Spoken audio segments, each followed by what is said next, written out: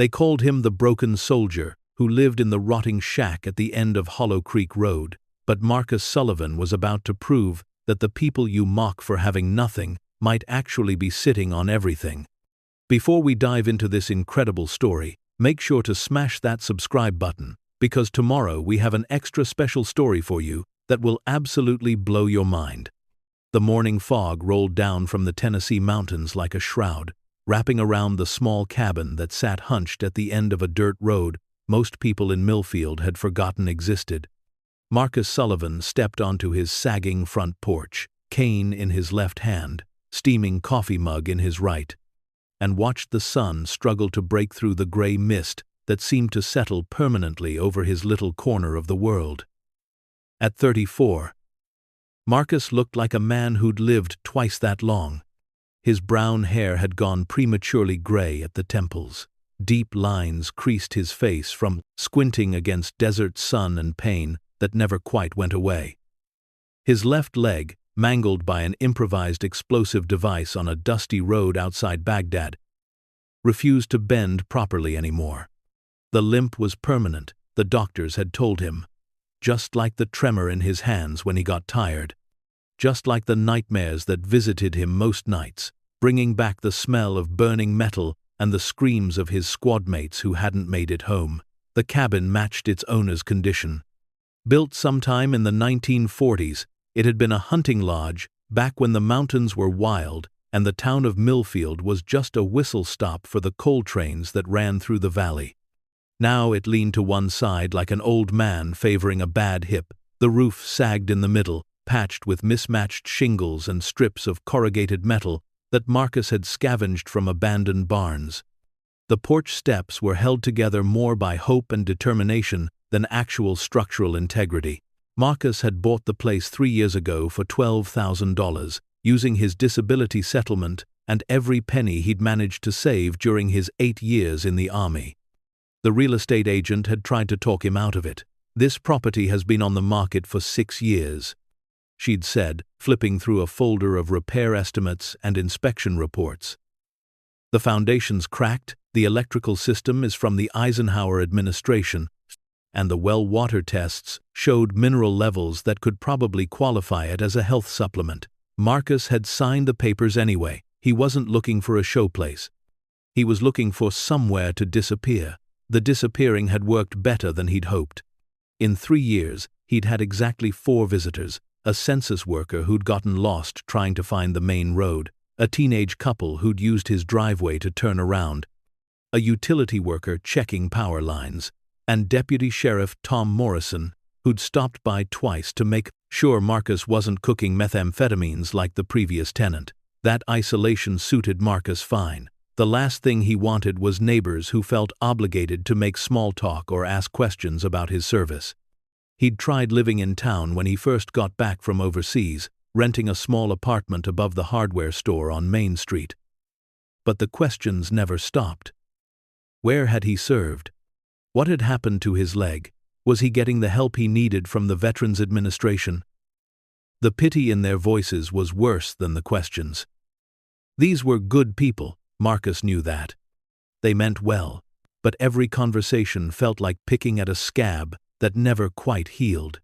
So he'd moved to the end of Hollow Creek Road, where the only sounds were wind in the pine trees and the occasional truck rumbling past on the county highway half a mile away. But even isolation couldn't protect him from the whispers. Millfield was small enough that everyone knew everyone else's business, and Marcus Sullivan's business was apparently fascinating to people who had nothing better to talk about. He heard the whispers when he made his weekly trips to Thompson's Market for groceries, saw the looks when he limped into the post office to collect his disability checks. "Shame about that Sullivan boy," they'd say, voices low but not quite low enough. "Heard he's living like some kind of hermit up there in that falling-down shack. Waste of a good soldier," others would add.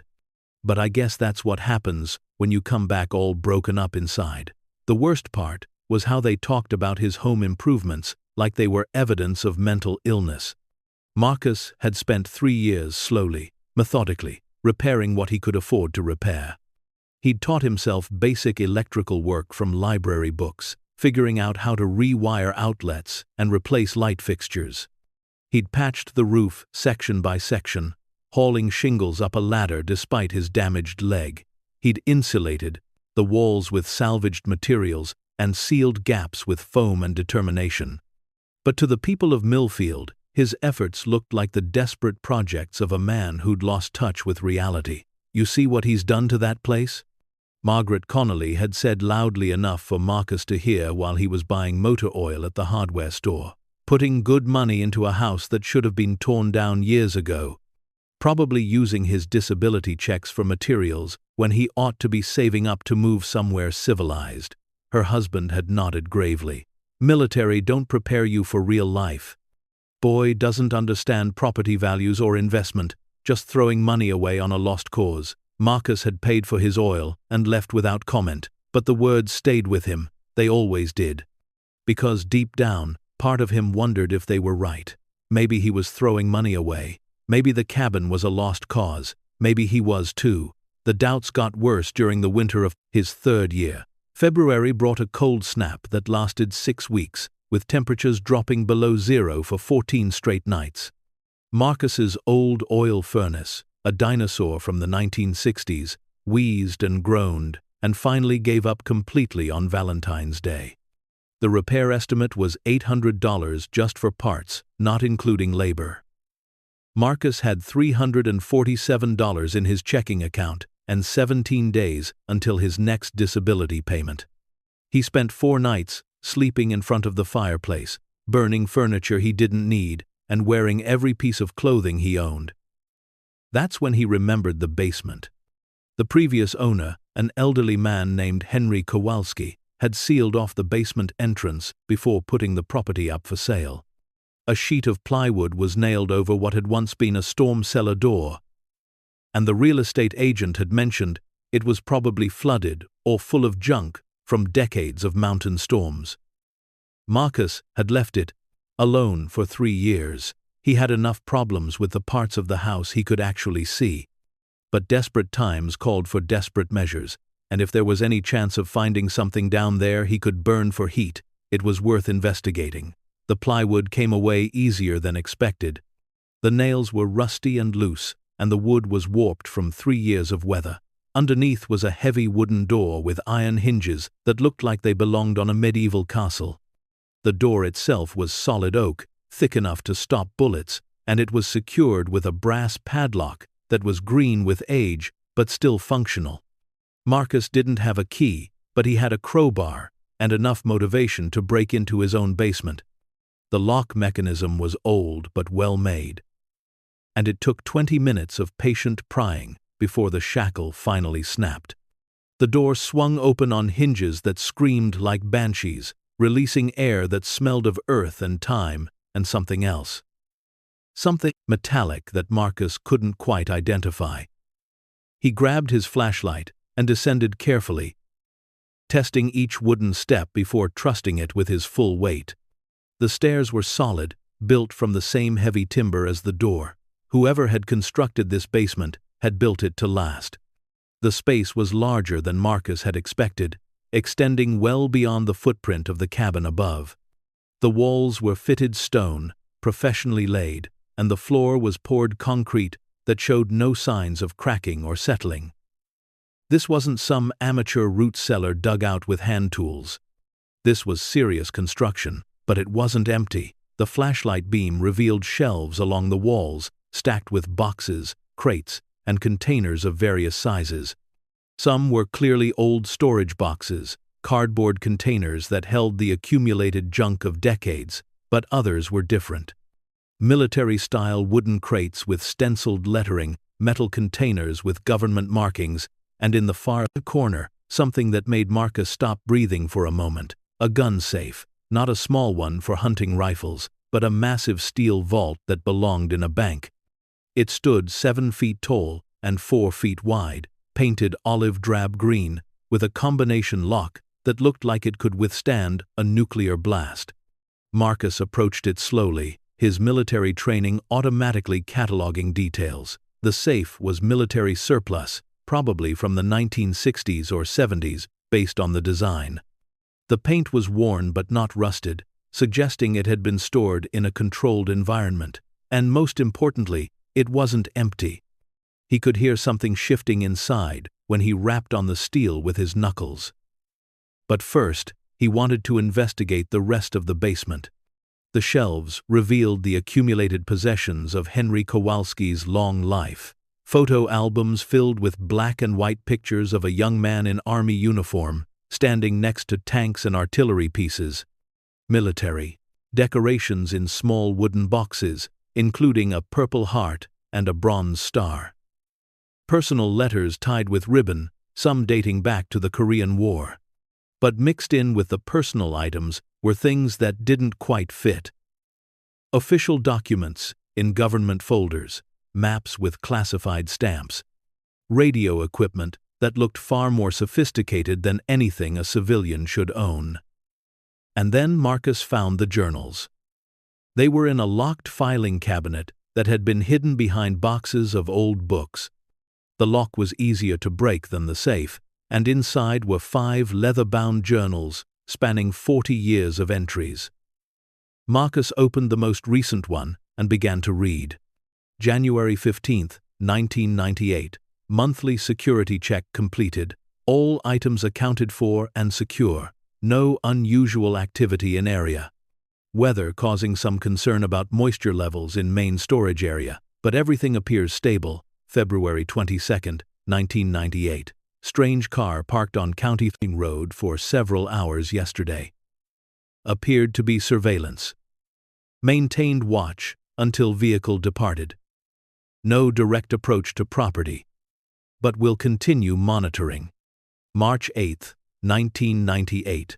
Contact attempted to reach former handlers through established channels. No response received. Beginning to believe oversight has been discontinued or transferred without notification. Marcus flipped backward through the journal, finding similar entries going back years. Decades. All written in the same careful handwriting, documenting what appeared to be some kind of security operation. But security for what? He found the answer in the earliest journal, which started in 1956. June 3, 1956. Arrived at new duty station. Property acquired and secure. Special cargo delivered and stored, according to specifications. Assignment parameters understood and accepted. Will maintain security until relieved or given new orders. June 15, 1956. Initial setup complete. Storage facility constructed to military standards and concealed from casual observation. All items catalogued and secured. Beginning long-term custodial duties. Marcus sat back on his heels, trying to process what he was reading. Henry Kowalski hadn't been just some old hermit living alone in the mountains. He'd been a soldier on assignment, guarding something important enough to require 40 years of dedicated security. But guarding what? The answer was probably in the safe. Marcus studied the combination lock, a massive dial with numbers from 0 to 99. Without the combination, opening it would require explosives or industrial cutting equipment, neither of which he had access to. But maybe Henry Kowalski had left the combination somewhere. Marcus spent 2 hours searching through the journals, looking for number sequences or codes that might open the safe. He found maintenance records, security protocols, even detailed weather observations, but nothing that looked like a combination. Then he noticed something odd about the Purple Heart in its presentation box. The metal itself was properly mounted, but the box had a false bottom, a thin piece of wood that didn't quite fit flush with the sides. Marcus pried it up carefully and found a folded piece of paper underneath. On it, written in Henry Kowalski's careful handwriting, were 6 numbers: 18, 40, 3, 70, 1, 29, 50, 6, 80, 2. Marcus memorized the sequence and walked back to the safe. The dial turned smoothly despite its age, clicking softly as he input each number. After the final number, he heard a deep mechanical thunk as the locking mechanism disengaged. The heavy door swung open. Inside were shelves lined with what looked like small wooden boxes, each one about the size of a cigar box. They were arranged in neat rows, labeled with numbers and dates going back decades. Marcus opened the nearest box. Gold bars. Not coins or jewelry, but actual bars of refined gold. Each one stamped with government markings and serial numbers. Each box contained 6 bars, and Marcus counted 43 boxes on the shelves. He did the math twice to make sure he wasn't hallucinating from furnace fumes. 258 gold bars, each weighing approximately 10 ounces based on their size and weight. At current gold prices, he was looking at approximately $4.7 million. But there was more. The bottom shelf of the safe contained larger items wrapped in oiled cloth. Marcus unwrapped the first one and found bearer bonds from the U.S. Treasury, each one worth $50,000. He counted 37 bonds before his hands started shaking too badly to continue. The mathematics was staggering. The gold alone was worth more money than everyone in Millfield would earn in their combined lifetimes. Add in the bearer bonds, and Marcus was looking at more wealth than the annual budget of most small countries. And according to Henry Kowalski's journals, it had been sitting under this cabin for over 40 years, guarded by a man who died alone and forgotten by the government he'd served faithfully until the end. Marcus sat down hard on the concrete floor, his damaged leg finally giving out under the strain of standing for so long. The flashlight beam played across the open safe, making the gold gleam like captured sunlight. The people of Millfield thought he was a broken-down veteran living in a worthless shack, wasting his disability money on repairs to a house that should have been condemned. They whispered about his mental state, questioned his judgment, treated him like an object of pity. They had no idea he was sitting on the largest treasure trove in Tennessee history. But as the initial shock wore off, the weight of the discovery began to settle on Marcus's shoulders. This wasn't just money, it was a responsibility. Henry Kowalski had spent 4 decades guarding these assets, maintaining detailed records, waiting for orders that never came. Now that responsibility had passed to Marcus, whether he'd asked for it or not. He closed the safe and spun the combination dial, securing the treasure just as Kowalski had done for 40 years. Then he climbed back upstairs, his mind racing with questions and possibilities. The furnace was still broken, his bank account was still nearly empty. And outside, the people of Millfield were still going about their daily routines, completely unaware that their quiet mountain town had just become the center of something extraordinary. Marcus made coffee and sat at his small kitchen table, staring out the window at the forest that surrounded his property. 3 years ago, he'd come here to disappear, to find a place where the world would leave him alone with his memories and his pain. But isolation was a luxury he could no longer afford. Because whether he liked it or not, Marcus Sullivan had just become the guardian of a secret that could change everything. The question was, what was he going to do about it? What happens next will turn this quiet veteran's life upside down, reveal secrets that have been buried for decades, and prove to everyone who mocked him that sometimes the most valuable treasures are hidden in the most unlikely places. Stay tuned to see how Marcus handles the greatest discovery of his life. If you're enjoying this incredible story, please like, share, and subscribe for more amazing true tales. That night, Marcus couldn't sleep. He lay in his narrow bed, listening to the wind rattling the windows and thinking about the fortune hidden beneath his feet. Every sound made him jump. Every shadow outside seemed like it might be someone who'd discovered his secret. By morning, he'd made a decision. He needed to understand what he was dealing with before he could decide what to do about it. That meant research, that meant answers, and that meant venturing into town more often than he had in 3 years. His first stop was the Millfield Public Library, a small brick building that had served the community since 1932. The librarian, Mrs. Patterson, looked surprised to see him. Marcus wasn't much of a reader, at least not according to the checkout records. "Can I help you find something, Marcus?"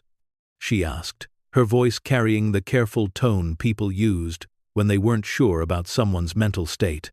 "I'm researching local history," Marcus said. specifically about Henry Kowalski. He used to own my property. Mrs. Patterson's expression brightened. Oh, Henry. Yes, he used to come in here quite often. Quiet man, but very polite. He was interested in military history, I remember. Always checking out books about Korea and the Cold War. She led Marcus to a section of local records and newspaper archives. We have obituaries and property records going back to the 1900s. What specifically are you looking for? Marcus spent 3 hours reading everything the library had about Henry Kowalski. The obituary was brief. Henry Kowalski, 78, died peacefully at his home on Hollow Creek Road. A veteran of the Korean War, he lived quietly in the mountains for over 40 years. He is survived by no known relatives. Burial will be at Millfield Cemetery, but the property records told a more interesting story.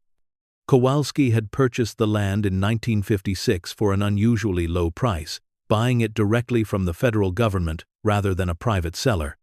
The deed included mineral rights and specified that the property was being sold for residential purposes only, with certain use restrictions as outlined in attached documentation. The attached documentation wasn't in the public records.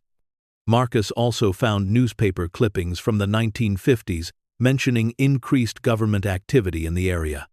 Road construction, power line installations, and what one article described as military engineering projects of unspecified nature.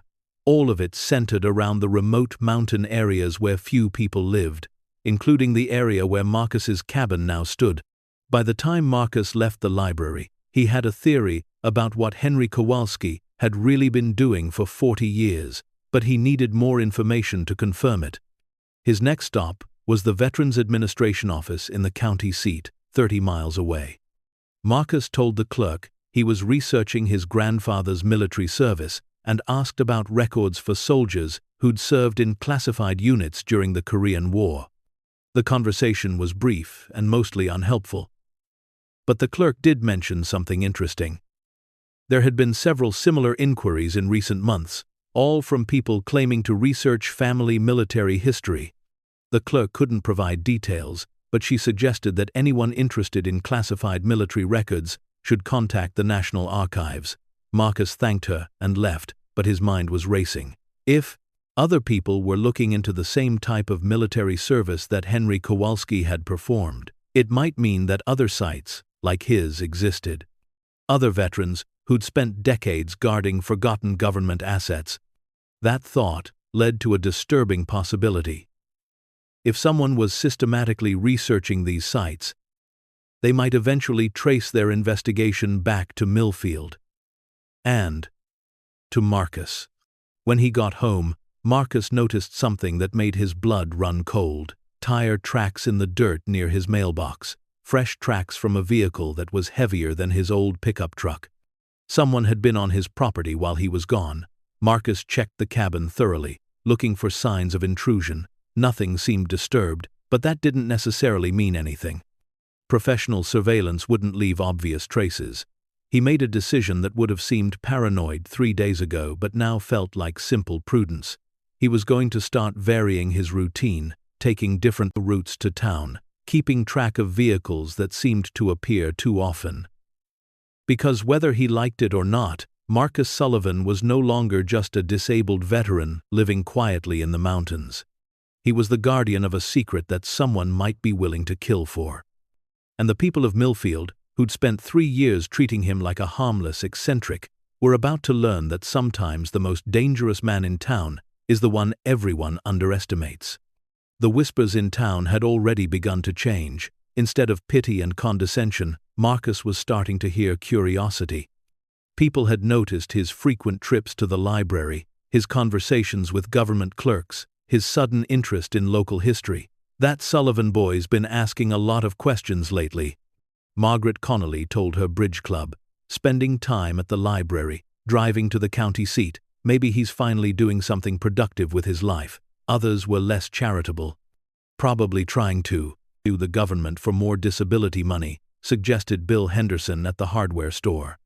These veterans, they're always looking for angles, but a few people, the observant ones, noticed that Marcus carried himself differently lately.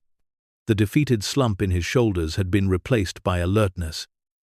The unfocused gaze of someone lost in painful memories had sharpened into the watchful eyes of someone who knew exactly what he was looking for. Marcus was no longer hiding from the world. He was preparing for war.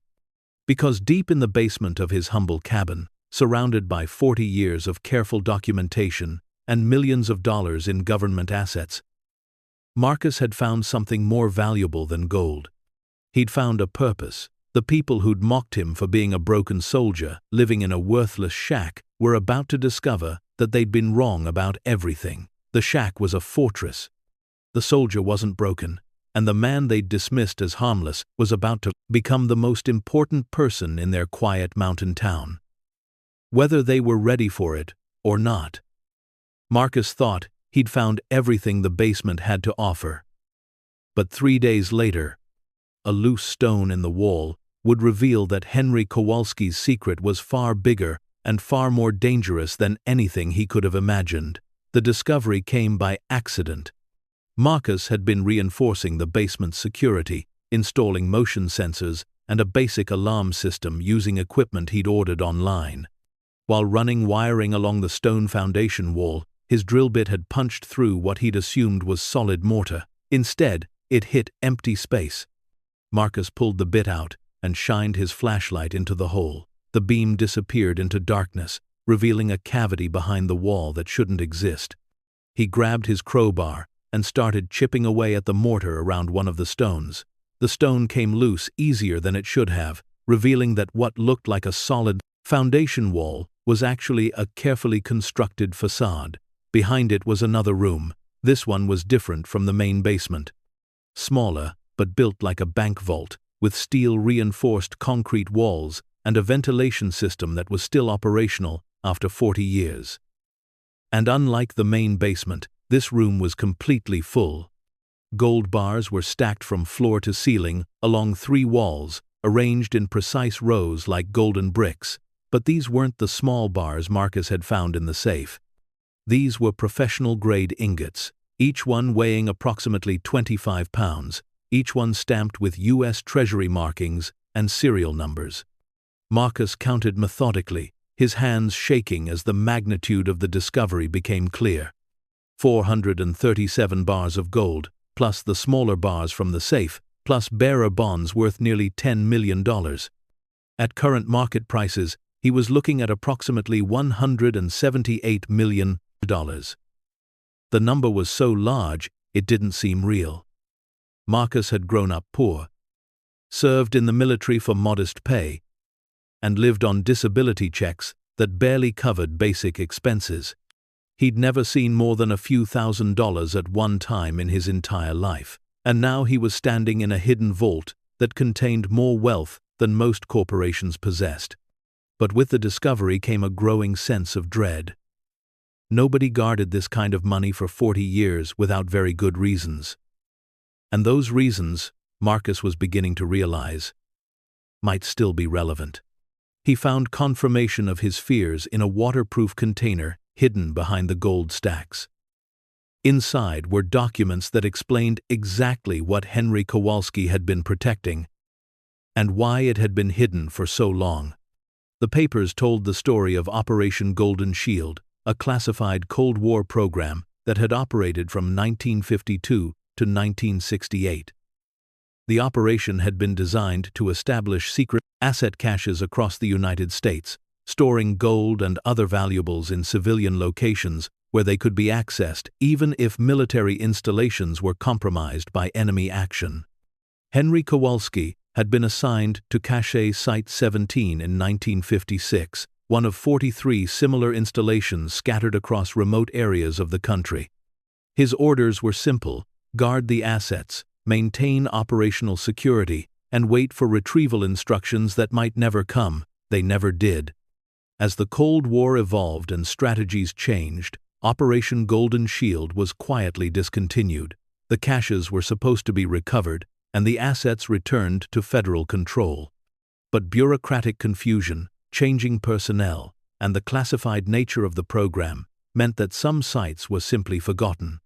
Henry Kowalski had continued his mission for decades, sending reports to contact addresses that no longer existed, maintaining security for assets that no one in the government remembered. He'd been a soldier without a country, guarding treasure that belonged to a program that had been erased from official records. But the documents revealed something else that made Marcus's blood run cold. Operation Golden Shield hadn't just been forgotten by the government, it had been discovered by other parties. A folder marked "Security Concerns" contained newspaper clippings dating back to the 1980s, headlines about mysterious break-ins at remote properties, elderly veterans found dead under suspicious circumstances, government contractors asking questions about Cold War-era military operations. Someone had figured out that there were forgotten military assets scattered across the country, and they were systematically hunting for them. According to Kowalski's notes, at least 6 other cache sites had been compromised over the past 20 years.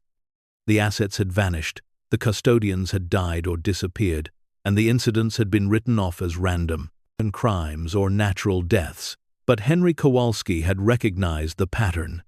He'd spent his final years not just guarding the gold, but defending it against people who had no legal right to it, but possessed the resources and ruthlessness to take it anyway. His last journal entry, dated just 1 week before his death, was particularly chilling. "They're getting closer. Black sedan with government plates has been parked on County Road intermittently for past month. Occupants using surveillance equipment have photographed license plate and forwarded information through secure channels, but have received no response. If something happens to me, whoever finds this should know. The people hunting these sites are not government agents. They are private contractors working for unknown parties with significant financial backing. They have killed to obtain these assets before, and they will kill again.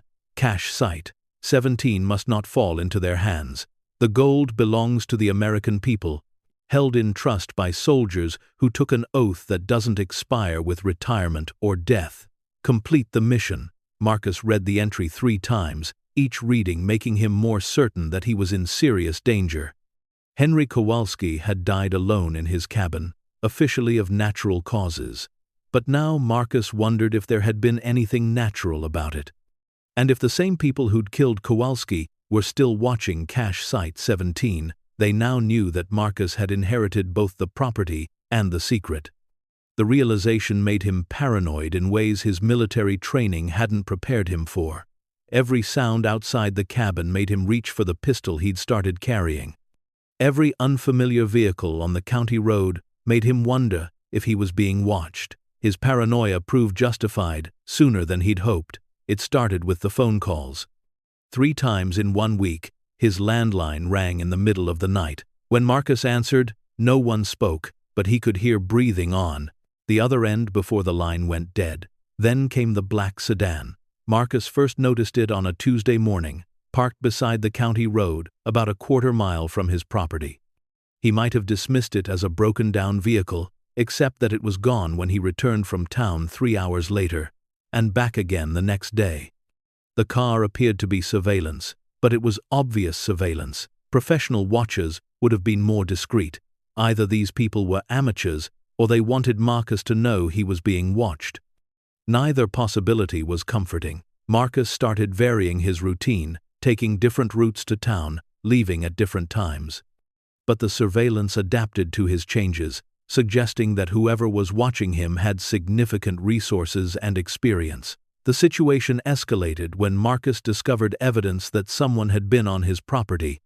He'd installed a simple security system around the cabin's perimeter, nothing sophisticated but adequate to detect intruders. On Thursday morning, he found that 2 of his motion sensors had been disabled during the night. Not broken or damaged, but carefully disconnected by someone who knew what they were doing. Someone had been walking around his property in the dark, testing his defenses.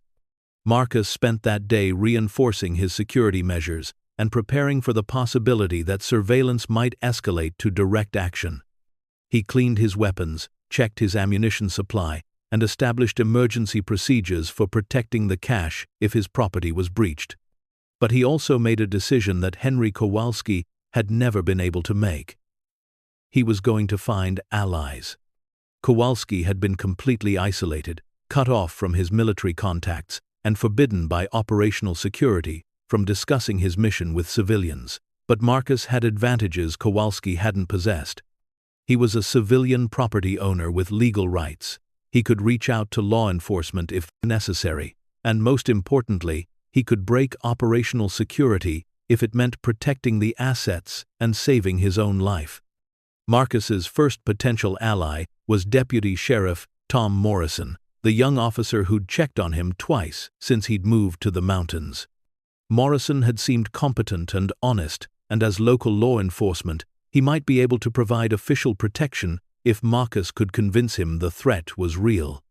But approaching Morrison meant revealing at least some of the truth about what Marcus had discovered, and once that secret was shared, it could never be taken back. Marcus wrestled with the decision for 2 days, weighing operational security against personal safety. The choice was made for him when he discovered that his phone line had been tapped. The evidence was subtle but unmistakable to someone with military communications training.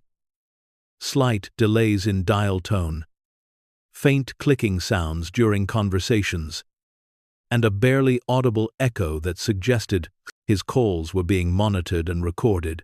Whoever was watching him was escalating their surveillance, which meant they were probably preparing to make a move. Marcus drove to the sheriff's office the next morning, taking a circuitous route and watching carefully for surveillance.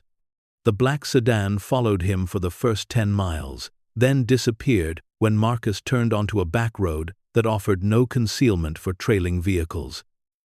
Deputy Morrison was surprised to see him. In 3 years, Marcus had never initiated contact with law enforcement. "Everything okay out at your place?" Morrison asked, gesturing for Marcus to sit in the chair beside his desk. Marcus had planned what he was going to say during the drive to town. Enough truth to get Morrison's attention, but not so much that he'd be overwhelmed by the magnitude of the situation. "I think someone's been watching my property," Marcus said. "Strange vehicles, late-night phone calls, signs of trespassing. I'm concerned it might be related to the previous owner." Morrison pulled out a notepad. "Henry Kowalski? What makes you think that?" "I found some things in his personal effects. Military documents, correspondence. I think he might have been involved in something classified during the Cold War." Morrison's expression grew more serious. "What kind of classified?" Marcus had prepared for this question. "I'm not sure exactly, but there are indications that my property might have been used for government purposes back in the 50s and 60s. Storage facility, maybe. And I think someone else knows about it." Morrison leaned back in his chair, processing the information. "You're saying someone might be trying to find whatever the government stored on your land?" "It's possible. And if that's the case, I might be in danger just for owning the property." Morrison asked detailed questions about the surveillance Marcus had observed, taking notes and asking for license plate numbers and descriptions. His questions were professional and thorough, suggesting he was taking the threat seriously. "I can increase patrols in your area," Morrison offered. "And I'll run the plate numbers you gave me, see if anything comes up. But if this is really about classified government operations, it might be outside my jurisdiction." "I understand," Marcus said. "I just wanted someone in law enforcement to know what's happening, in case something goes wrong." Morrison handed him a business card with his direct number. "Call me immediately if you see anything suspicious. And Marcus, if you really think you're in danger, don't try to handle it alone. There's no shame in asking for help." Driving home, Marcus felt slightly better about his situation. Morrison seemed competent and trustworthy, and having law enforcement aware of the threat provided at least some protection. But he also knew that if the people hunting Cache Site 17 were willing to kill for the gold, a small-town deputy sheriff might not be enough to stop them. That night, Marcus made another decision that would have been unthinkable to Henry Kowalski. He was going to document everything. Working by lamplight in his basement, Marcus photographed every gold bar, every document, every piece of evidence he'd discovered. He uploaded the images to a secure online storage service and prepared written accounts of everything he'd learned about Operation Golden Shield and the threats he was facing. If something happened to him, the truth wouldn't die with him. But documentation was only the first step. Marcus also began preparing for the possibility that he might have to defend Cache Site 17 by force. He'd been a soldier before he'd been a disabled veteran. He knew how to think tactically, how to prepare defensive positions, how to use terrain to his advantage. If professional killers came for the gold, they'd find that the broken-down hermit in the falling-down shack was more dangerous than they'd anticipated. Marcus spent the next week turning his property into a fortress. He installed additional security cameras, established fields of fire from concealed positions, and cached weapons and ammunition at strategic points around his land. He also researched everything he could find about the people who might be hunting him: corporate databases, military contractor websites, news articles about private security firms. What he learned was disturbing. The market for asset recovery services had exploded in recent years. Companies with innocuous names and professional websites offered to locate and retrieve lost government property for substantial fees. Some were legitimate, working with official authorization to clean up bureaucratic loose ends. But others operated in the shadows, using government connections and legal loopholes to claim assets that might not have legitimate owners. And a few seemed to specialize in Cold War-era materials that had been forgotten by the agencies that had originally controlled them. Marcus found references to at least 3 companies that had been involved in incidents similar to what had happened to other cache sites. Properties purchased under suspicious circumstances.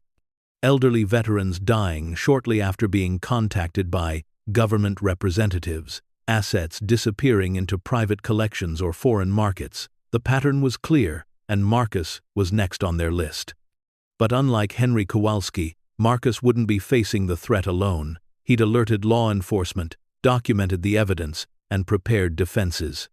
Most importantly, he decided that completing Henry Kowalski's mission didn't require dying in silence. If someone came for Cache Site 17, they'd get a fight. What happens next will transform Marcus from a hunted veteran into a dangerous adversary, reveal the true scope of the conspiracy against him, and force him to make choices that will determine whether Henry Kowalski's 40-year mission succeeds or fails. Stay tuned to see how far Marcus will go to protect what doesn't belong to him but has been entrusted to his care. If you're enjoying this story, please like, share, and subscribe for more incredible tales. The attack came sooner than Marcus had expected, and in a way that proved his enemies were more sophisticated than he'd hoped. It started with the power going out. Marcus was reviewing Henry Kowalski's security protocols when every light in the cabin went dark. Not unusual during mountain storms, except that the night was clear and calm. Marcus immediately knew this wasn't a random power failure. He grabbed his rifle and moved to a window, peering out at the forest that surrounded his property. Nothing visible in the moonlight, but his motion sensors weren't working either. Someone had cut his power and disabled his security system in a coordinated attack. Marcus activated the backup communication system he'd installed after meeting with Deputy Morrison, a battery-powered radio that would let him call for help even if his phone lines were cut. But when he tried to reach Morrison, he got only static. Someone was jamming his communications. These weren't treasure hunters or amateur criminals. These were professionals with military-grade equipment and tactical training. Marcus settled into the defensive position he'd prepared in his bedroom, a reinforced corner with clear fields of fire and multiple escape routes. His rifle was loaded and ready, and he had enough ammunition to hold off a small army, but he hoped it wouldn't come to that. The first sign of movement came from his driveway. Dark figures advancing through the trees, using cover and concealment techniques that Marcus recognized from his military training. At least 6 individuals, possibly more, approaching from multiple directions. Marcus keyed his radio again, hoping to break through the jamming. "Deputy Morrison, this is Marcus Sullivan. My property is under attack. Request immediate backup." Still static, a voice called out from the darkness, amplified by a megaphone. "Marcus Sullivan, this is Agent Davis with the Department of Homeland Security. We have information that you're in possession of stolen government property. Step outside with your hands visible, and no one will be hurt." Marcus almost laughed. If these were real federal agents, they would have approached during daylight with proper identification and warrants. They wouldn't have cut his power and jammed his communications. "Show me some identification," Marcus called back. "And tell me what warrant you're operating under." Silence for a moment. Then the voice again, less official sounding. "Mr. Sullivan, we know what's in your basement. This can be handled quietly, or it can be handled the hard way. Your choice." Marcus smiled grimly. They just confirmed that this wasn't a legitimate law enforcement operation.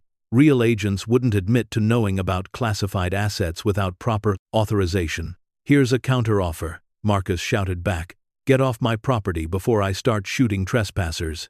The response was immediate.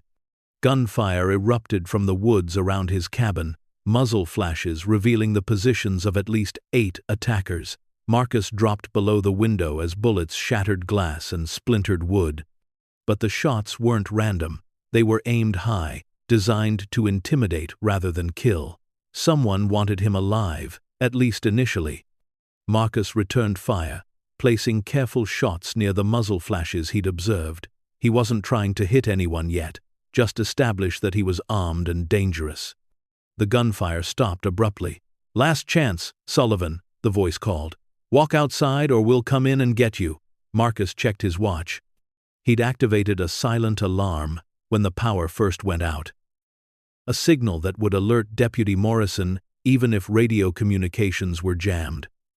But it would take at least 20 minutes for backup to arrive, assuming Morrison received the signal. Marcus had to hold his position for 20 minutes against professional attackers who outnumbered him 4-1. He'd faced worse odds in Iraq, but never alone, and never defending a fixed position. The assault began with smoke grenades thrown through his broken windows. Within seconds, the cabin was filled with thick gray smoke that burned Marcus's eyes and made breathing difficult. Marcus moved to his fallback position, a reinforced closet that he'd prepared for exactly this scenario. The space was cramped but defensible, with firing ports that let him cover multiple approaches to the bedroom. Heavy footsteps on his front porch told him the attackers were moving into the cabin. They were being cautious, checking each room methodically, but they were definitely coming for him. Marcus controlled his breathing and waited. In the smoke and darkness, his knowledge of the cabin's layout gave him an advantage. He knew exactly where each doorway was, where the floorboards creaked, where the walls offered the best protection. The first attacker appeared in the bedroom doorway, wearing night vision goggles and carrying an assault rifle. Marcus put 2 rounds center mass, and the man dropped without making a sound. Shouts erupted from other parts of the cabin as the remaining attackers realized their teammate was down. Marcus heard them calling to each other, coordinating their next move with the efficiency of experienced operators. But efficiency wasn't enough when you were attacking someone on their home ground. Marcus had spent 3 years learning every inch of his property. He'd planned defensive positions, established escape routes, and cached weapons at strategic points. The attackers might have superior numbers and equipment, but Marcus had preparation and motivation. The second attacker tried to flank around through the bathroom, approaching the closet from an unexpected angle. Marcus was ready for him, putting 3 rounds through the thin bathroom wall at the point where he calculated the man would be standing. A heavy thud told him his calculation had been correct. 2 down, at least 6 to go. But Marcus's ammunition wasn't infinite, and the attackers were adapting to his tactics. He heard movement on the roof and realized they were trying to breach through the ceiling. Time to move. Marcus activated the final phase of his defensive plan. He'd wired the cabin's propane tank to a remote detonator, turning his humble home into a massive improvised explosive device. He triggered the device as he dove through the bedroom window. The explosion lit up the night like a small sun, sending debris flying in all directions and creating enough chaos for Marcus to escape into the woods around his property. He'd lost the cabin, but he was alive, armed, and fighting on terrain he knew better than his enemies. The war for Cache Site 17 had begun, and Marcus Sullivan, the broken soldier everyone had underestimated, was about to prove that sometimes the most dangerous enemy is the one who has nothing left to lose. The explosion that destroyed Marcus's cabin lit up the Tennessee mountains like a second sunrise, and by dawn, the quiet town of Millfield would discover that their mocked veteran had just declared war on forces more dangerous than anyone could have imagined. The blast knocked Marcus flat against the forest floor, showering him with debris from what had been his home for 3 years. His ears rang from the concussion, and smoke burned his lungs, but he was alive and mobile. Behind him, flames consumed the cabin where he'd found peace, purpose, and a secret worth dying for. Marcus rolled behind a fallen oak tree and assessed his situation. The explosion had eliminated at least 3 of the attackers who'd been inside the cabin, but the others were regrouping in the clearing, shouting orders and taking defensive positions around their vehicles. Through the smoke and firelight, Marcus counted 6 figures still moving, all armed, all wearing military-style gear, all very much alive and very angry about their failed assault. But Marcus had advantages they didn't know about yet. For 3 years, he'd walked these woods every day, learning every trail, every hiding spot, every defensible position. He'd cached weapons and supplies throughout the forest, preparing for threats he'd hoped would never come. And most importantly, he'd installed a communication system that didn't depend on the cabin's power grid. Marcus low-crawled to a concealed position 50 yards from the burning ruins and activated his backup radio, a military surplus unit he'd hidden in a waterproof container beneath a rock outcropping. Any station. Any station. This is Marcus Sullivan. My property is under armed attack. Multiple hostiles with automatic weapons. Request immediate assistance. Static for several seconds. Then a familiar voice crackled through the speaker. Marcus, this is Tom Morrison. I've been trying to reach you for an hour. What's your status? Relief flooded through Marcus. The deputy had received his silent alarm and was responding. I'm mobile in the woods north of my property, Marcus whispered into the radio. 6 to 8 hostiles still active. They tried to breach my home. I had to destroy it. Unknown if more are coming. Jesus Christ, Morrison's voice carried shock and disbelief. Did you just say you destroyed your own house? Affirmative. Propane tank, remote detonator, took out at least 3 hostiles. A long pause. Then Morrison's voice again, steadier now. Marcus, I'm 20 minutes out with backup. Can you hold your position? Marcus studied the activity around his destroyed cabin. The attackers were regrouping, but they seemed confused and demoralized. The explosion had been louder and more destructive than they'd expected, and they were probably questioning whether their target was worth the casualties they were taking. I can hold, Marcus said. But Tom, these aren't random criminals. They're professionals with military equipment. Be careful approaching. Understood. Help is coming. Marcus signed off and moved to a new position, working his way through the forest with skills he'd learned in Iraq. The terrain was different from the desert mountains where he'd served, but the principles were the same. Stay low, move quietly, use cover and concealment. Never stay in one place long enough for the enemy to target you. He reached his first weapons cache, hidden in a deadfall near a creek that ran through his property.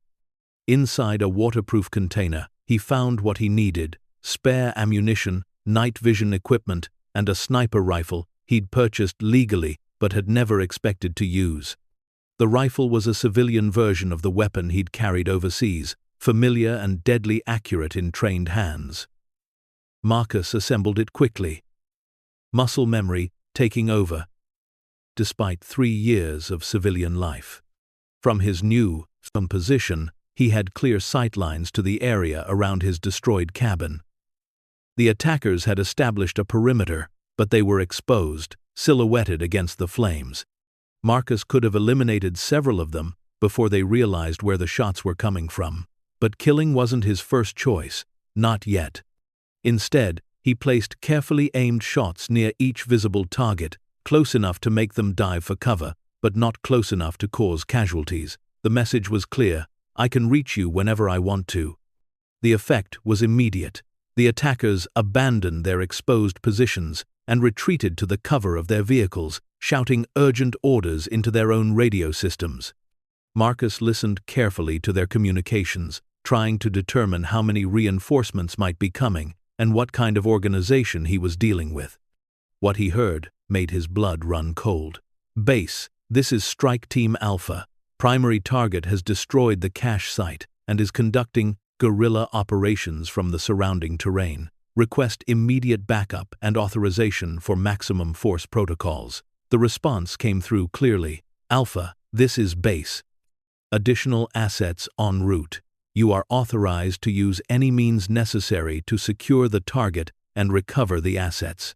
Do not let the package leave the area. Marcus felt sick.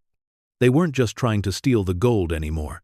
They were planning to level the entire area to find it, regardless of civilian casualties.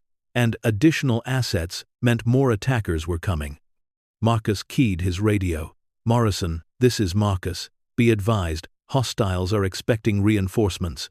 Unknown number, unknown timeframe. They're also authorized for maximum force, which means they'll shoot anything that moves. Morrison's voice was tense. Marcus, I've got state police en route, and I've contacted the FBI field office. But if these people have military equipment and authorization for lethal force, we might be outgunned. Marcus thought about that. Rural law enforcement, even with state backup, wasn't equipped to handle military contractors with unlimited authority and superior firepower. The responders could walk into a massacre. Tom, you need to establish a perimeter at least half a mile out, Marcus advised. Don't engage directly until you know what you're dealing with, and contact the National Guard if you can. Already in progress, Morrison replied. Marcus, can you stay mobile until we get organized? Affirmative, but I need to secure the cache site first. Can't let them access the vault. Marcus signed off and began moving toward the hidden entrance to the gold chamber. The explosion had destroyed the cabin above it, but the entrance itself was concealed in the forest, protected by reinforced concrete and camouflaged to look like natural rock formations. He reached the site just as the sound of helicopters began echoing through the mountains. The reinforcements had arrived. Marcus watched from concealment as two military-style helicopters landed in the clearing where his cabin had stood. Each helicopter disgorged 8 fully equipped soldiers, bringing the total force arrayed against him to over 20 personnel. But these weren't the same caliber of troops as the original attackers. Marcus could see differences in their equipment, their movement, their discipline. Some were clearly professionals, but others looked like hired muscle, mercenaries recruited for overwhelming force rather than tactical skill. Someone was throwing everything they had at Cache Site 17, but they were running out of quality personnel. Marcus activated his radio again, switching to a frequency he hoped law enforcement would monitor. Any law enforcement station, this is Marcus Sullivan. I have military aircraft conducting unauthorized operations in the Millfield area. 2 helicopters, approximately 20 armed personnel, engaging in hostile action against civilian property. The response came from an unexpected source. Marcus Sullivan, this is Colonel Sarah Fletcher, Tennessee National Guard. Deputy Morrison contacted our headquarters regarding the situation. We have authorization to intervene in domestic terrorism activities. Can you provide tactical assessment? Marcus felt hope for the first time since the attack began. The National Guard had real authority and real firepower. If they were willing to intervene, the odds were shifting in his favor. Colonel Fletcher. This is Marcus. I'm a former infantry sergeant with 2 tours in Iraq. Current tactical situation. Approximately 20 hostiles with automatic weapons, night vision, and air support. They're attempting to recover classified government assets from my property using lethal force against civilian targets. Understood, Sergeant. We're mobilizing a full response team. Can you maintain security of the assets until we arrive? Marcus looked toward the concealed vault entrance. So far, the attackers. hadn't found it, but with 20 people searching and military equipment to break through obstacles, it was only a matter of time. "I can hold the site," Marcus replied. "But I'll need to go defensive. They're closing in on my position." "Copy that. Maintain position. Help is 45 minutes out." 45 minutes. Marcus had to hold a secret vault against 20 professional attackers for 45 minutes, alone, in terrain that was increasingly compromised. But he had one advantage the attackers didn't know about yet. He wasn't alone anymore. The first ally appeared just as Marcus was setting up defensive positions around the vault entrance. A figure moving through the forest, carrying what looked like a hunting rifle, approaching from the south. Marcus trained his scope on the figure and felt shock recognition. It was Tommy Chen, the shy mechanic from town, who'd never spoken more than 2 words to Marcus in 3 years. Marcus keyed his radio on a civilian frequency he knew. Chen monitored for his towing business. "Tommy, this is Marcus. If that's you in the forest, identify yourself before someone shoots you." Chen's voice came back immediately. "Marcus, it's me. I heard the explosion and the helicopters." Deputy Morrison put out a call for anyone with military experience to stay away, but I figured you might need help. "Tommy, this is dangerous. These people have automatic weapons, and they've already killed several people." "So do I," Chen replied calmly. "And I was a Marine sniper before I became a mechanic. Where do you need me?" Marcus felt a surge of gratitude and hope. He'd known Chen served in the military, but he'd never known his specialty. A trained sniper would multiply Marcus's defensive capabilities enormously. "Southeast corner of the property," Marcus directed. "There's a rock outcropping with clear sightlines to the landing zone. Can you interdict reinforcements?" "On my way." But Chen wasn't the only unexpected ally. Over the next 20 minutes, as Marcus coordinated defensive positions and tried to delay the attackers' search for the vault, more voices joined the radio network. Sarah Fletcher, the high school teacher who'd served in Army intelligence and knew surveillance techniques. Bill Henderson, the hardware store owner who'd been a combat engineer and understood explosives. Even Margaret Connolly, the postal worker who'd served as a military police officer and still remembered how to handle crisis situations. One by one, the people of Millfield, who'd spent 3 years mocking the broken veteran in the falling-down cabin, were arriving to help him defend something they didn't understand, but recognized as important. "Marcus," Deputy Morrison's voice cut through the radio chatter. "I've got 16 civilians with military experience converging on your position. I can't officially authorize this, but I can't stop them either." Marcus felt something he hadn't experienced since his Army days. The solid confidence that came from having a trained team at your back. "Tom, establish command and control with Colonel Fletcher," Marcus replied. "We'll hold the site until the guard arrives." The battle for Cache Site 17 was no longer one disabled veteran against impossible odds. It had become a small-town militia defending their community against outside aggression. And the attackers were about to discover that they'd seriously underestimated the people of Millfield. The first coordinated assault came at dawn, with the attackers using their helicopters to provide covering fire, while ground teams advanced on Marcus's position. But instead of facing one defender, they found themselves under attack from multiple concealed positions throughout the forest. Tommy Chen's sniper fire forced the helicopters to maintain distance, preventing them from providing effective close support. Sarah Fletcher's intelligence training let her intercept and decode the attackers' radio communications, providing advance warning of their movements. Bill Henderson used his engineering knowledge to construct improvised explosives that channeled the attackers into predetermined kill zones. And Marcus, drawing on his infantry experience, coordinated the defense with the calm efficiency of someone who'd done this before under fire. The attackers had superior numbers and equipment, but the defenders had motivation, preparation, and intimate knowledge of the terrain. More importantly, they had each other. Marcus found himself fighting alongside people who'd barely acknowledged his existence for 3 years. Margaret Connolly, who dismissed him as a crazy hermit, was now providing covering fire while he moved between positions. Bill Henderson, who'd questioned his judgment and financial decisions, was taking orders without hesitation and executing them with professional competence. The transformation was remarkable. Under pressure, the artificial divisions between civilians and veterans, between locals and outsiders, had collapsed. They were all just Americans, defending something that belonged to America. But the attackers weren't giving up easily.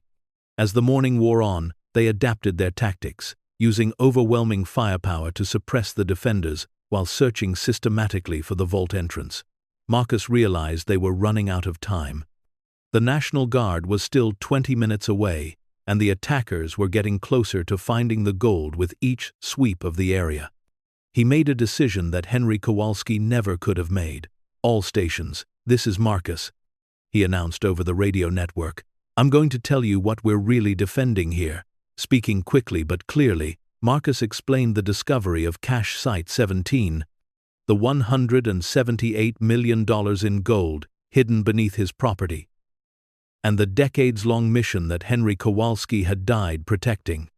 The reaction was immediate and unanimous. "We hold the line." Tommy Chen's voice came through the boat radio. "Whatever it takes." "Agreed," Sarah Fletcher added. "This is our town, our history, our responsibility." Similar affirmations came from every defender. None of them had asked for this fight, but all of them were committed to finishing it. The final assault came just as the sound of approaching military aircraft began echoing through the mountains. The attackers knew their window was closing, and they threw everything they had at the defensive perimeter. For 10 minutes, the forest erupted in gunfire as 20 attackers tried to break through positions held by 16 defenders. Marcus moved between firing positions, directing the defense and ensuring that no section of the perimeter was overwhelmed. The turning point came when Tommy Chen eliminated both helicopter pilots with precision sniper fire, forcing the aircraft to make emergency landings and leaving the ground teams without air support.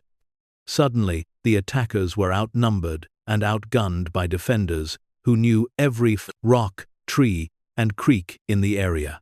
The National Guard helicopters arrived to find the threat neutralized and the gold secure. But more importantly, they found a community that had been transformed by shared purpose and mutual respect. Marcus stood among the defenders as federal agents took custody of the attackers and secured Cache Site 17 for proper government control. The people around him were no longer the neighbors who'd whispered about his mental state and questionable life choices. They were his brothers and sisters in arms, people who'd proven themselves when it mattered most. Deputy Morrison approached as the area was being secured by military personnel. "Marcus," he said quietly, "I don't know how to write this up in a way that makes sense."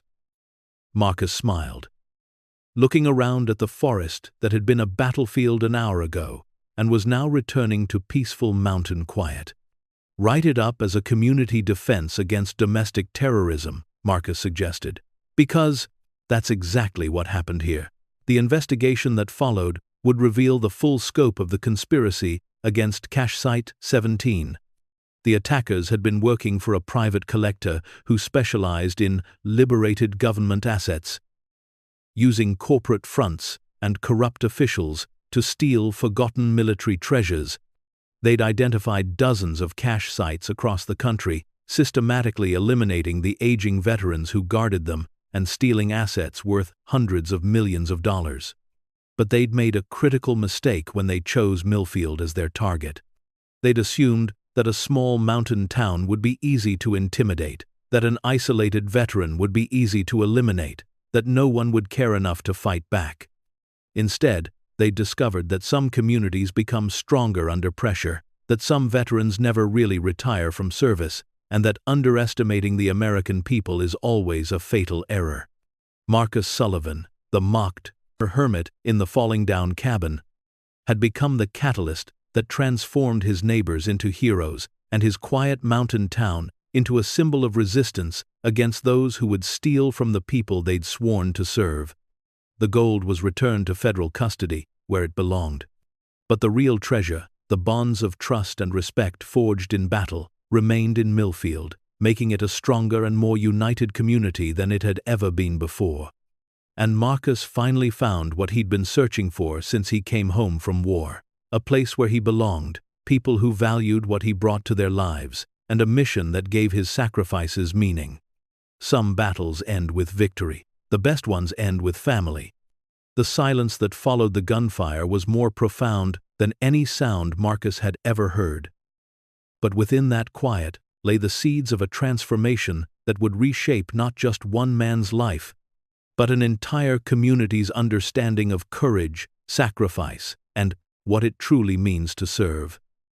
3 hours after the last shots were fired, federal agents swarmed the forest around Cache Site. 17, like investigators, at a crime scene that spanned decades. Colonel Sarah Fletcher of the Tennessee National Guard had established a command post in what remained of Marcus's front yard, coordinating with FBI counterterrorism units, Treasury Department investigators, and Pentagon officials who'd flown in from Washington the moment they learned that a forgotten Cold War asset cache had been discovered. Marcus sat on a folding chair beside the command post, his rifle finally unloaded, his hands wrapped around a cup of coffee that had long since gone cold. The adrenaline was wearing off, leaving him exhausted in ways that went deeper than physical fatigue. For 6 hours, he'd been a soldier again, thinking tactically, making life-and-death decisions, leading people into combat. Now he was just Marcus Sullivan, a disabled veteran whose home had been destroyed and whose quiet life had been shattered forever. But as he watched the investigation unfold around him, Marcus realized that something fundamental had changed. Not just in his circumstances, but in the way people looked at him. Deputy Tom Morrison approached, his uniform dirty and his face showing the strain of the night's events. Behind him walked Tommy Chen, still carrying his sniper rifle, and Sarah Fletcher, the teacher, who'd coordinated communications throughout the battle with the efficiency of someone who'd never really stopped being a soldier. "Marcus," Morrison said, settling into a chair beside him. "The FBI wants to debrief you about everything you found in Kowalski's papers. But first, I need to ask you something." Marcus nodded, too tired for lengthy conversations, but recognizing the serious tone in Morrison's voice. "How long have you known?" Morrison asked quietly. "About the gold, about what was hidden here, about the danger you were in." Marcus thought about the question. 3 weeks ago, he'd been a hermit living paycheck to paycheck, mocked by his neighbors, forgotten by the world. The discovery of the vault felt like it had happened years ago rather than days. "I found the first cache about 2 weeks ago," Marcus said. "The main vault 3 days after that. Started putting together what it meant maybe a week ago, when I realized someone was watching me." Tommy Chen shook his head in amazement. "And you didn't tell anyone? Didn't try to cash out and disappear?" "Thought about it," Marcus admitted. "But Henry Kowalski spent 40 years protecting this.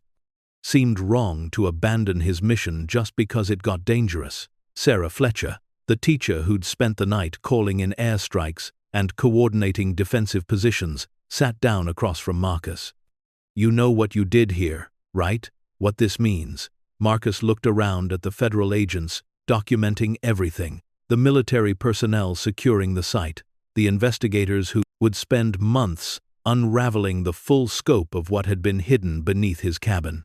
"I finished an old man's job," he said simply. "No," Sarah said firmly. "You saved this town, all of us." Before Marcus could ask what she meant, FBI agent Patricia Wong approached the group. She'd been leading the investigation since arriving with the National Guard, and her expression suggested she'd learned things that went far beyond a simple treasure hunt.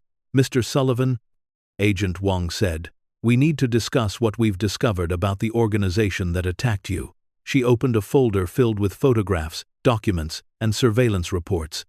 "The group that targeted your property is part of a larger operation we've been tracking for 3 years. They call themselves Heritage Recovery Solutions. But they're essentially a criminal organization that specializes in stealing forgotten government assets.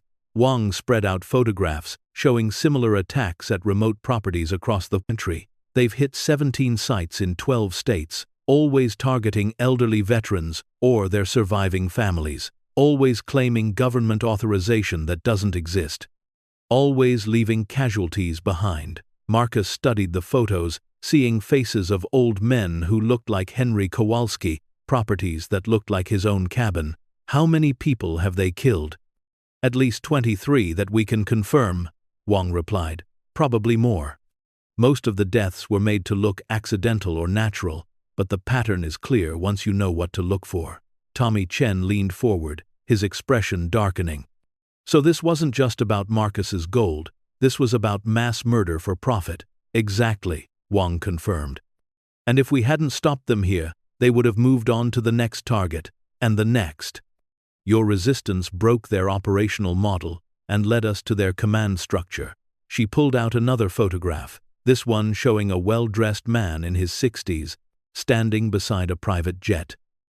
This is Richard Stanton, the man who's been financing Heritage Recovery. He's a private collector who specializes in acquiring military artifacts through questionable means. Marcus recognized something in the man's face, a cold calculation that he'd seen in war profiteers and corrupt contractors overseas. What happens to him now? Federal charges for conspiracy, murder, theft of government property, and domestic terrorism, Wong said with satisfaction. He's looking at life in prison without parole. His entire organization is being rolled up as we speak, Morrison whistled softly. So this really was bigger than just our little mountain town. Much bigger, Wong confirmed. But it ended here because one man decided to stand his ground and a community decided to stand with him. Agent Wong closed the folder and looked directly at Marcus. Mr. Sullivan, what you did here was extraordinary. Not just the tactical defense, but the decision to protect assets that didn't belong to you, that you could have claimed for yourself. Marcus felt uncomfortable with the praise. I just did what felt right. That's what makes it extraordinary, Wong replied. Over the next 2 days, as federal investigators continued their work and the media attention intensified, Marcus learned just how dramatically his life had changed. Not just because of the treasure he'd discovered, but because of the way he'd chosen to handle the discovery. The government, embarrassed by the loss of $178 million in gold and grateful for its recovery, offered Marcus a substantial finder's fee. He turned it down, asking instead that the money be used to establish a veterans support program in Millfield. The military, recognizing that Cache Site 17 represented an important piece of Cold War history, decided to establish a small museum on the site. They offered Marcus the position of curator, with a salary and benefits that would allow him to rebuild his home and establish a stable future. He accepted.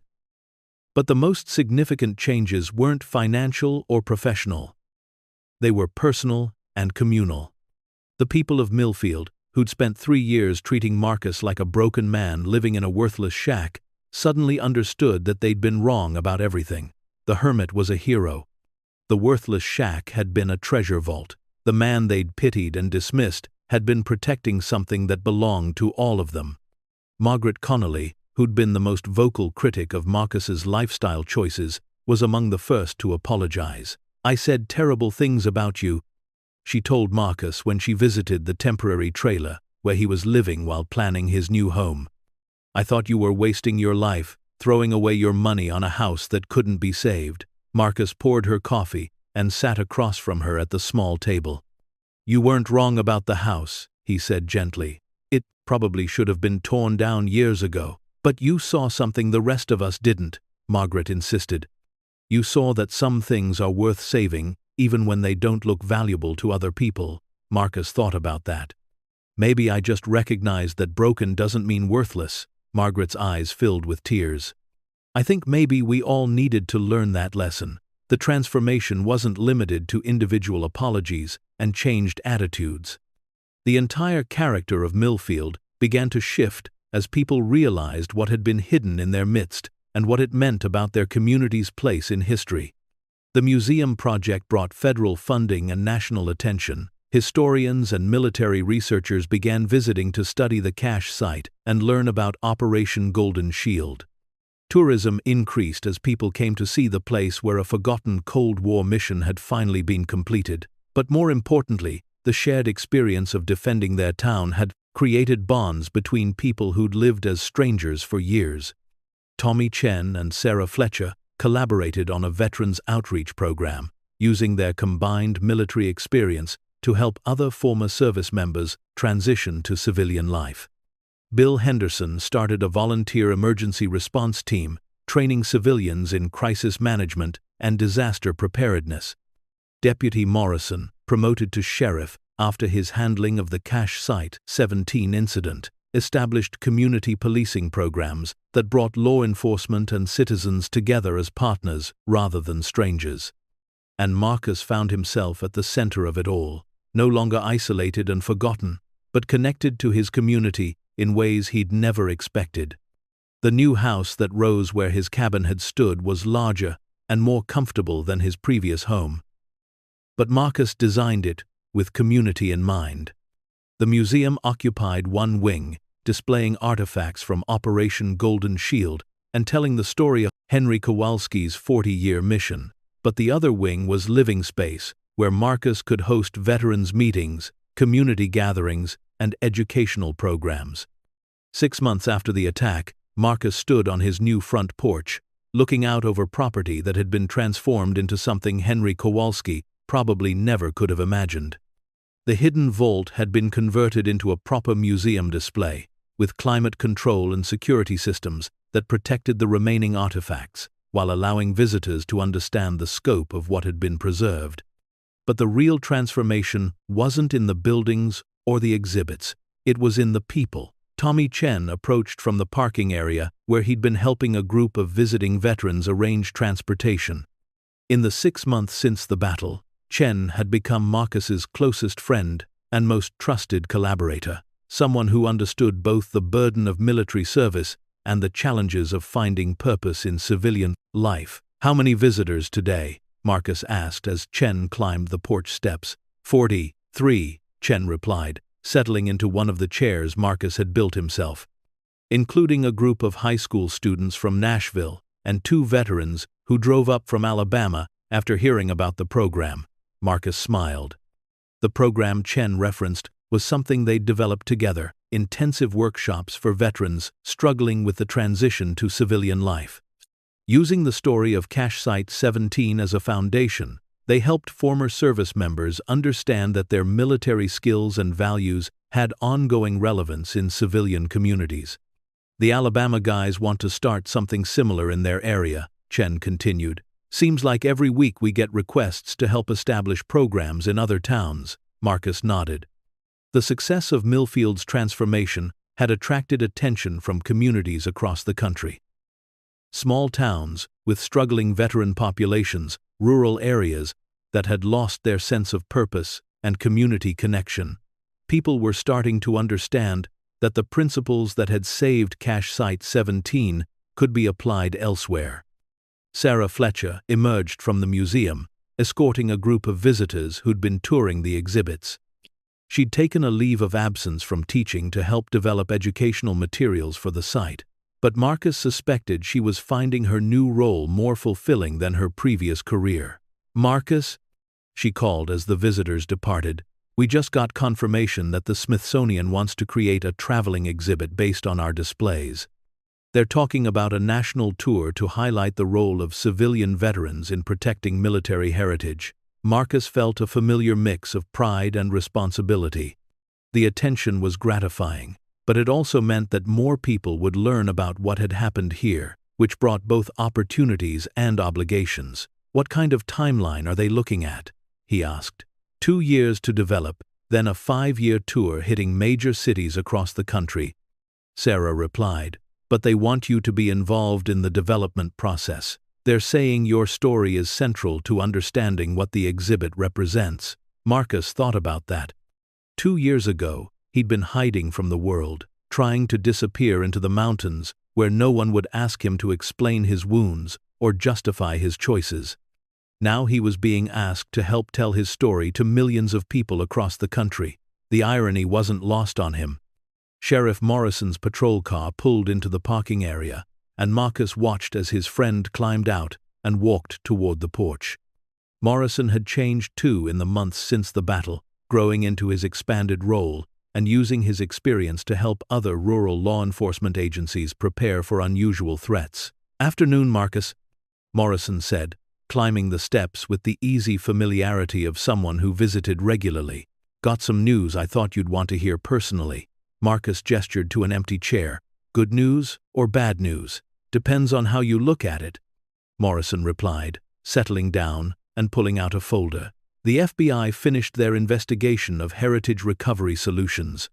Final count: 29 cache sites identified, 47 victims confirmed, total stolen assets valued at over $600 million. Marcus whistled softly. The scope of the conspiracy had grown with each new discovery, revealing a criminal enterprise that had operated for decades with virtual impunity. "But here's the interesting part," Morrison continued. "Because of what happened here, and because of the evidence you preserved from Kowalski's records, they were able to trace other sites that haven't been compromised yet. Sites where the original custodians are still alive, still protecting assets they were assigned to guard." Sarah Fletcher looked up sharply. "How many?" 17 confirmed. "Possibly more," Morrison said. "And the government has decided to officially recognize their service and provide them with proper support. These old guys who've been forgotten for decades are finally getting the backup they deserve." Marcus felt something tight in his chest loosen. Henry Kowalski's sacrifice hadn't been unique.